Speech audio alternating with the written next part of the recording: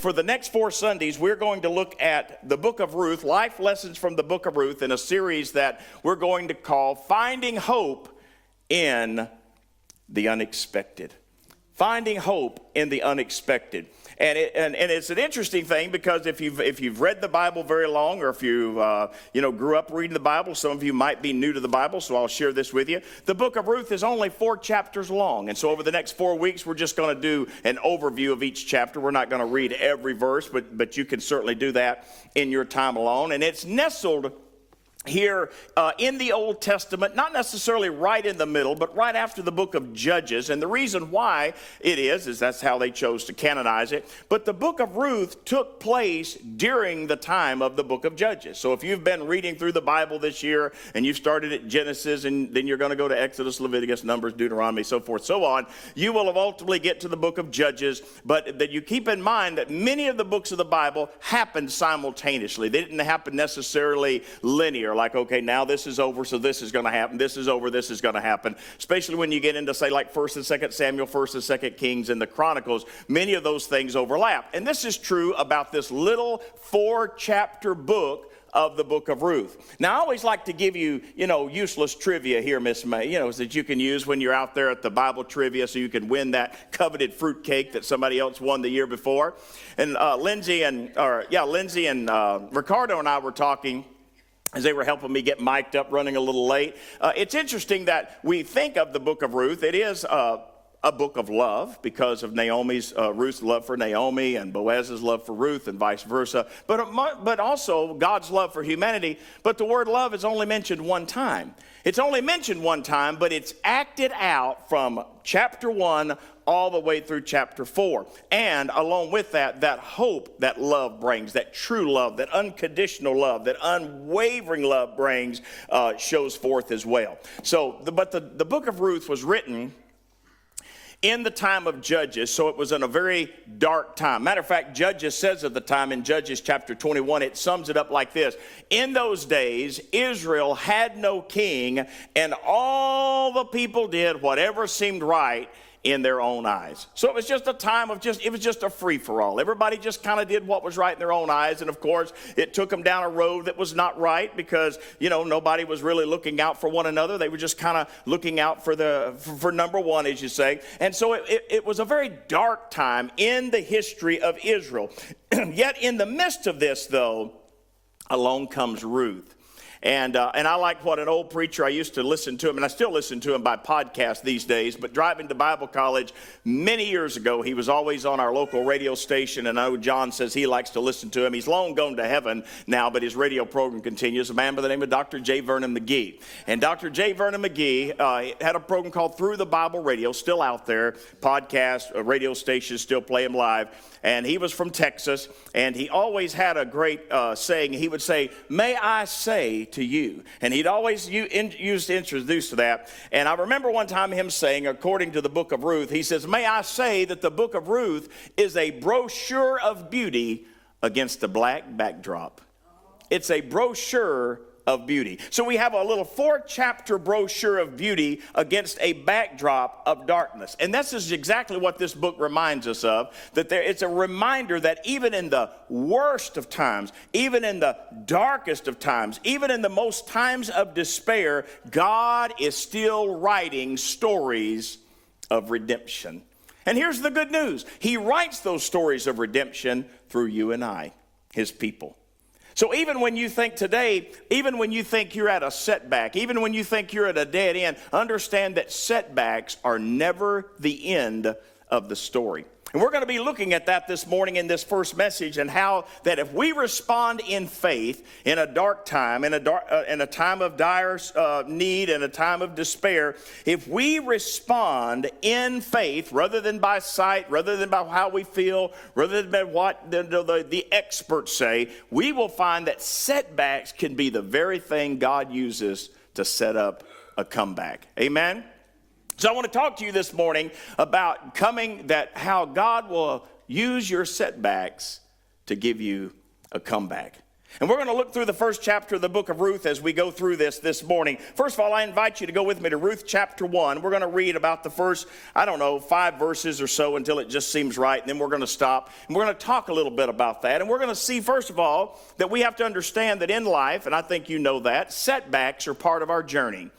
I'm a pastor of faith. I'm a very positive person. I'm a very optimistic people. The people who have ministered into my life through the years were men and women of God that were very positive and very optimistic, as you can tell that fruit in my life. But I also understand that there's going to be difficult times. There's going to be setbacks, and we're going to see that throughout the book of Ruth. But we're also going to see that God doesn't leave us there, that we're always going to find hope in the unexpected. Ruth chapter 1, verse 1. Now I'm reading from the New Living Translation. Whatever version you like to read, feel free that you have with you. Or if you're using YouVersion, you can use whatever version helps you understand it. But in the days when the judges ruled in Israel, so again, as we said, this was written during the time of the book of Judges. In the days when the judges ruled in Israel, a severe famine came upon the land. So a man from Bethlehem in Judah left his home and went to live in the country of Moab, taking his wife and 2 sons with him. The man's name was Elimelech, and his wife's name was Naomi.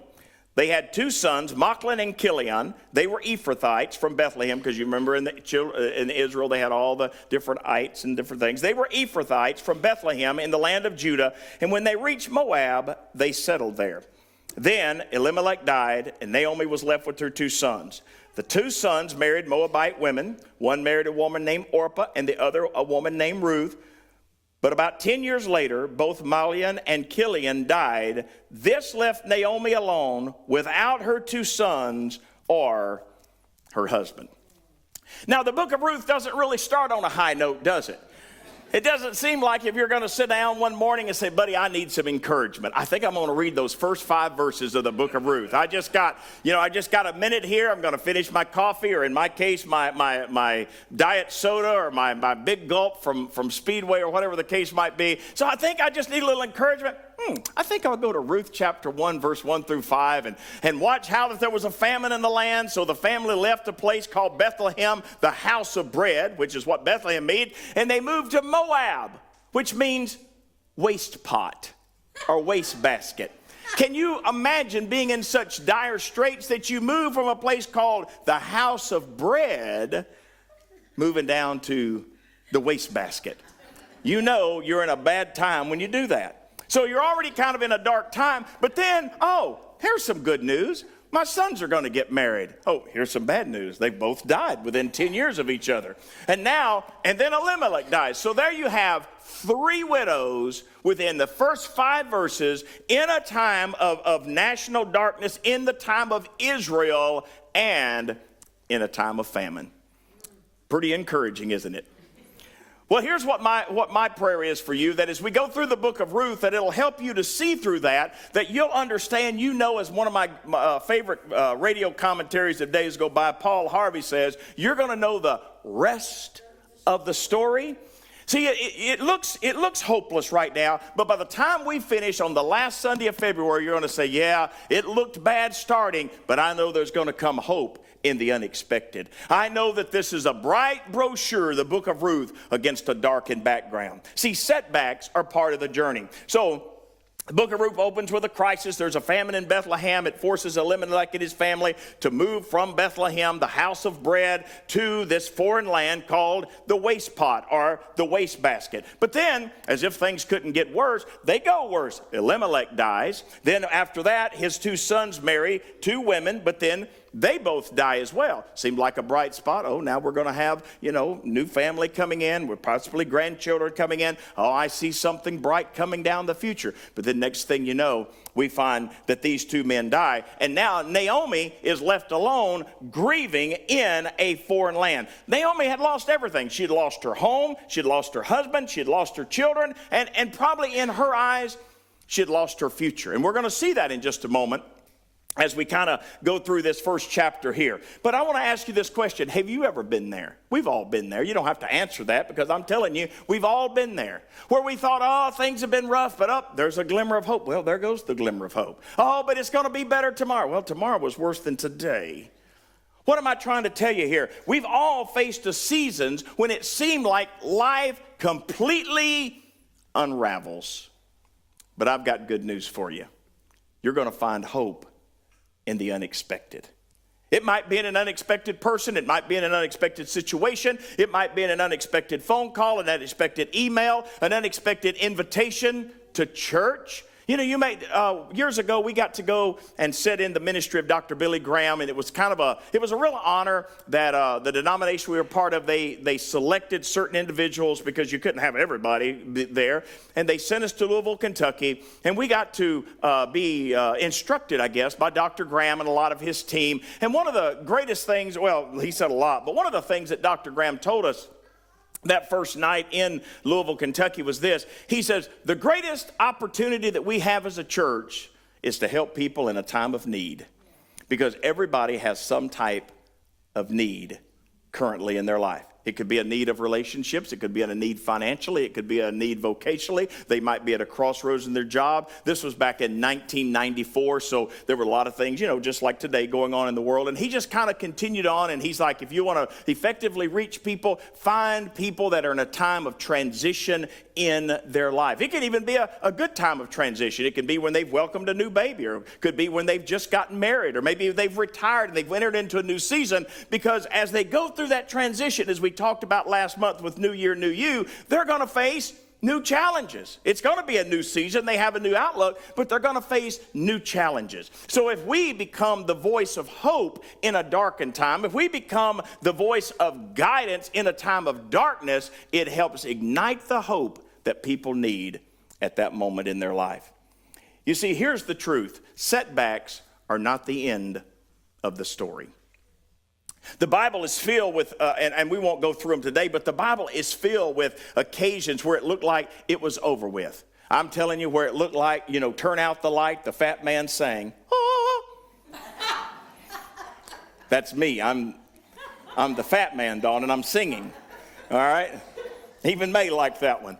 So in the darkest moments, here's what I want you to understand. I believe you understand that. If you've come to Christ Church at all, you know that we know and we believe that even in the midst of a dark time, God is still at work. I've shared with you the illustration many, many times, especially after the drama team has done one of their great ministry mornings, that if you've ever been to a play, if you've ever been to Hendricks County Theater or the Beef and Boards or the IRT or anything, no matter what it looks like on that stage, something's going on behind the curtain. And that's true with God. God is always working to show himself strong on your behalf. He's always working behind the scenes. God is always at work. And that's the hope that we have. See, this famine sent Naomi away, but it would be that same famine that would eventually bring her back to her place of redemption. And we're going to see that as we go through this book over these next few months. But if you're in a season of setback, my friend, please don't assume that God is done, because he's not done. Philippians 1:6 says we can be confident of this very thing. I prayed that over Arlene before she went into surgery. And then when Abby and I had our first opportunity to go back, because only 2 people can go back at a time at ICU, first thing we did is once we got back and talked to her, of course she was still out, but Abby and I, we prayed and we thanked the Lord. And we'd already been praying, away from her room, but we were in there with her, and we prayed and thanked the Lord for bringing her back. And then before we left, during our first visit, we prayed and thanked the Lord for the good things that he has in store for her. And one of the things that I prayed over her was Philippians 1:6. I said, Father, I thank you that have begun a good work in Arlene is going to continue it until the day of Jesus Christ. So whether you've just went through open heart surgery, whether you've went through a difficult time in your life, understand that God, Philippians 1:6 says, God has started something new in your life, and he is going to continue it. So when you come into that setback or that time of darkness or the time of despair, get your faith set not on the setback, but get your faith focused on the comeback. Second thing that I see here in the book of Ruth in this first chapter is that about our choices in the midst of our setback. What choice do you make in the midst of a setback? In my coming up on, let's see, was it 42 years this year? 42 years? Yeah, 42 years of ministry, July 17th this year. Wow. That's right, because 2 days before I turned 18, I'll be 60. I don't look 60, do I? I look 60. My youth is renewed like the eagle. That and 2 sessions with Doug Salyers every week keeps me going. That's how me and Jason, right, Jason? We got it. Yes, sir. Anyway, yeah, 42 years. It's been interesting how that I would start to talk to somebody that was in the midst of a setback, and, instead of running to the fortress of help, running to the one where it says, I will run to the Lord, who is the lifter of my head, they choose to turn away. And that's exactly what the enemy wants. See, choices that we make in the midst of our setback. Go back with me to the book of Ruth. Like I said, we're not going to read all of these verses consecutively. We're just going to touch upon some as we go through here. But in the book of Ruth, chapter 1, let's buzz down to, let's go down to about verse, I'm just going to give you the Cliff Note version here. Miss Jacobs is here. She'll let me use Cliff Notes, right?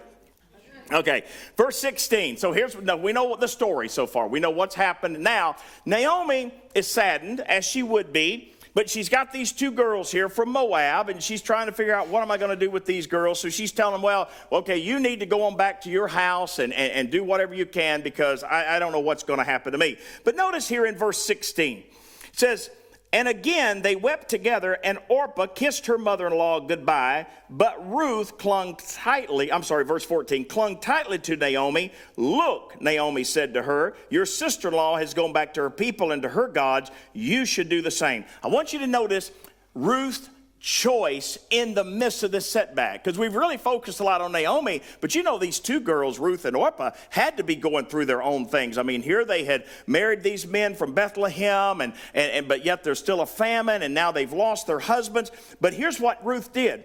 Ruth could have took the easy way. She could have went ahead and went back to her home. But Ruth replied, don't ask me to leave you and turn back. In the Hebrew, it actually says Ruth got a little straight with her mother-in-law.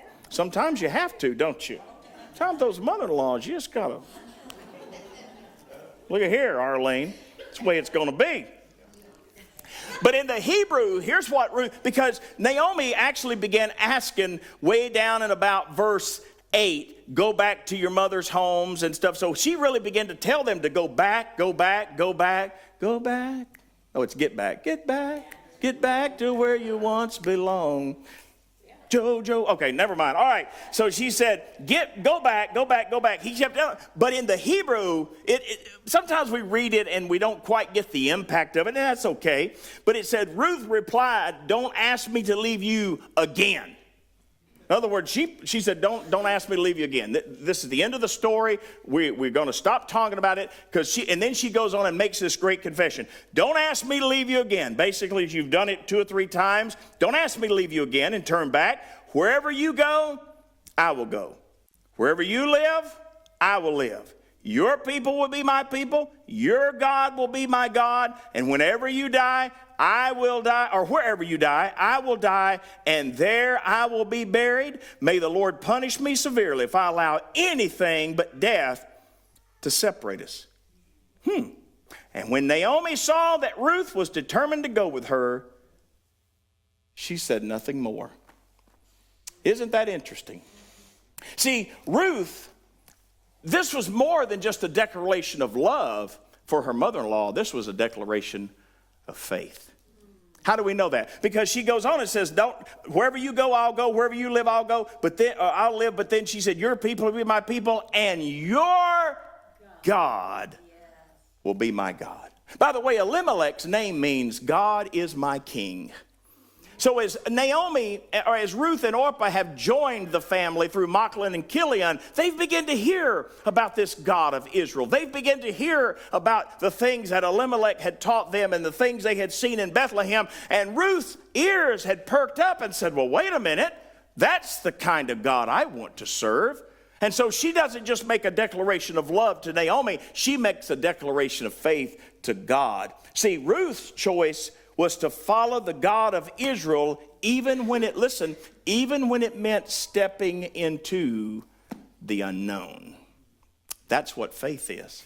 Faith is giving substance to the things you hope for and bringing up evidence of things not yet seen. That's why when you're faced with a setback, your faith will say, I see the setback. I'm not ignoring it. I'm not sticking my hand. Yeah, times are rough. Times are dark. But I'll tell you what, I'm looking for the Son of God to rise with healing in his wings. And I know the sun's going to come up tomorrow and God's mercies will be fresh and new. See, what are going to be, you have to think about what will be my choices in the time of a setback. Great theologian George Jones once said, remember what he said? I've had choices since the day that I was born. I've had voices that told me right from wrong. Isn't that what he said? I wouldn't be here if I hadn't heard them today. Living and dying. You got to do that little living and dying with the choices I've made. That's the George. That's Possum right there, isn't it? So anyway, choices. Your choices are very important because why? You're going to live and die with the choices that you make. So what choice will you make in a time of setback? When setbacks comes, our response will either be A, like Orpah, we'll run back to what was familiar, we'll run back what was comfortable, we'll run back to what we think is safe, or we can be like Ruth, we can say, no, God, I'm going to choose your way. Your ways are not my ways, your thoughts are not my thoughts, your ways are higher, your thoughts are higher. I'm going to choose your way, and I'm going to step up and live on a whole different plane than what I've been used to. So here's then what we find is, when we realize that setbacks are going to happen in our journey of life, then we decide, okay, I've got to be ready to make the right choices in there. Then what we're going to see is we're going to see God's grace come up in unexpected places. We're going to see God's grace begin to operate in unexpected places. We go on down into this book of Ruth here. Now Naomi doesn't really get any better, even though Ruth has made this great declaration of faith and love for her as well. Verse 19 said, the two women continued on their journey, so they came back to Bethlehem because they hear now the house of bread really has some bread, so they're going to go back there. And the entire town was excited about their arrival. But they said, is it really Naomi? Because they, had probably heard that things had not went well in Moab, and they really didn't expect to see Naomi. But here she comes with Ruth in tow. But now notice what she says. Don't call me Naomi, she responded. Instead, call me Mara, which means I'm bitter. Well, that's pleasant. For the Almighty has made life very bitter for me.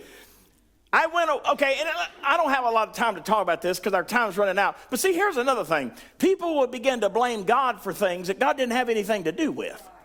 And notice what she said here. I went away full. No, you didn't. If you'd have been full, you'd have never left Bethlehem. You went away broke and poor, and you went to Moab to try to find something to eat.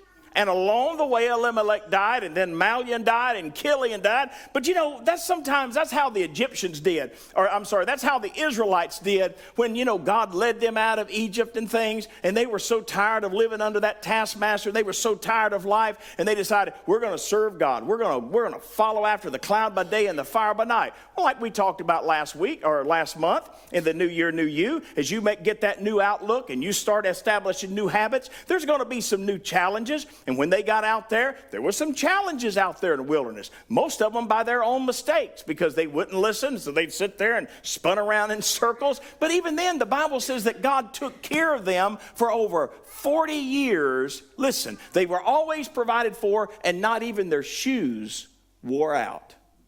Isn't that something, Gary? Have you got any shoes over 40 years old?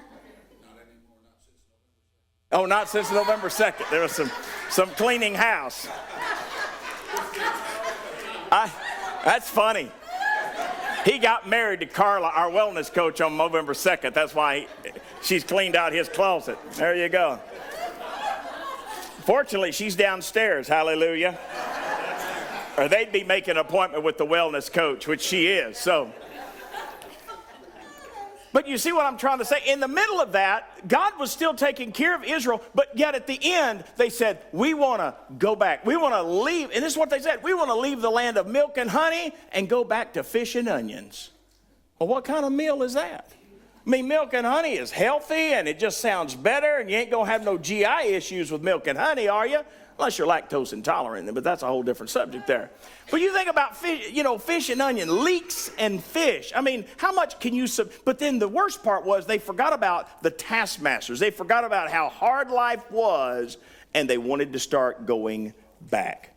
But see, God's grace begins to come in unexpected places. Because look, Naomi believed God had turned against her, and that's exactly what the enemy wants you to think. That's why Revelation 12:10 calls him the accuser of the brethren. He wants you. See, Naomi only saw loss because her focus, her outlook wasn't set on the comeback. It was only on the setback. Naomi had no idea that her greatest blessing was walking right beside her, and her name is Ruth.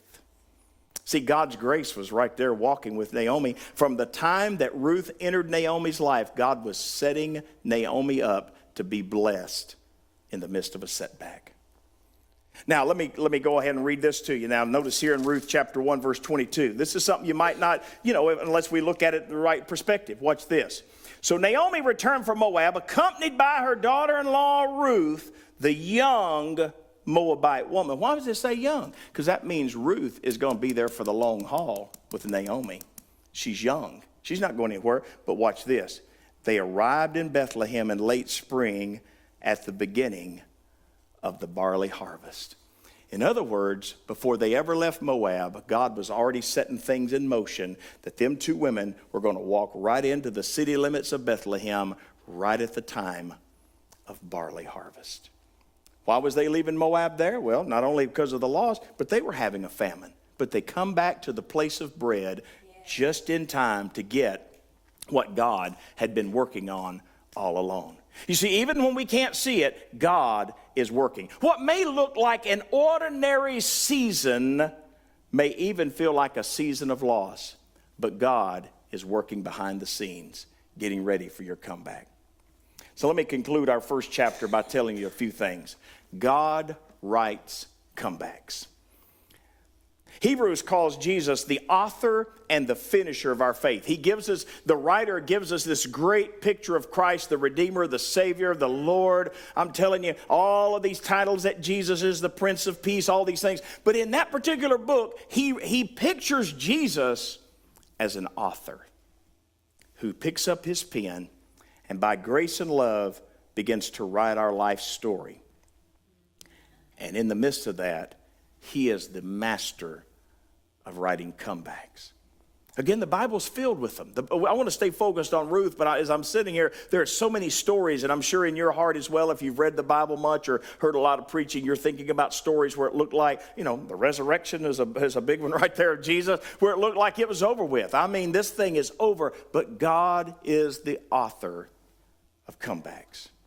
Setbacks are part of the journey, but they're not the end. Setbacks are only the setup for the comeback, but our choices in those hard times shape our future. No matter what it is you're doing in life, it's your choices at the hard time, not in the easy times, because generally, those choices, they're important. Every choice we make is important. Choose you this day whom you'll serve. Life and death are in the power of the tongue. Every choice we make is important, but those in the hard times specifically shape our future, because then we have to decide, am I going to be a Ruth or am I going to be an Orpah? Am I going to just immediately go back to what seems easy, what I understand, what the familiar, or am I going to do like Ruth? Am I going to set my eyes on the author and finisher of my faith? Am I going to begin to look at God, the builder and the maker? Because this is what we're going to find. God's grace is often found in the most unexpected places. It's interesting, as Ruth goes back into Bethlehem, now she's coming back home, you'd think she'd be happy. She wasn't. I mean, she's kind of bitter, and you're going to see that through, and that's, but that's why Ruth is such a shining example. Here, Ruth, could be, I don't know what's going to happen to us. But yet, as Naomi walks back into that city, back into her home place, and people recognize her, and they're glad to see her, glad that things at least has worked out, that she's back home and back amongst the people she knows and the locale that she's used to. She's bitter, but there stands Ruth.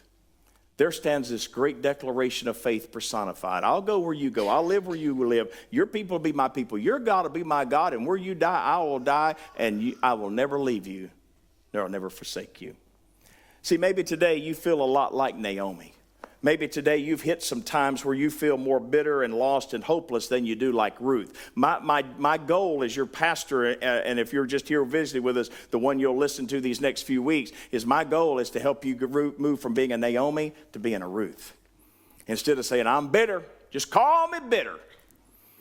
Just call me bitter, 77203. Supposed to be lonesome, 7, But I take liberties with my songwriting, don't I? But just call me bitter. Just call me bitter. But there's Ruth. And Ruth is walking in there into Bethlehem. I'll go where you go. I'll live where you live. I'll be where you're at. Your God will be my God. My goal is over these next few weeks is to help you see that God is writing your story.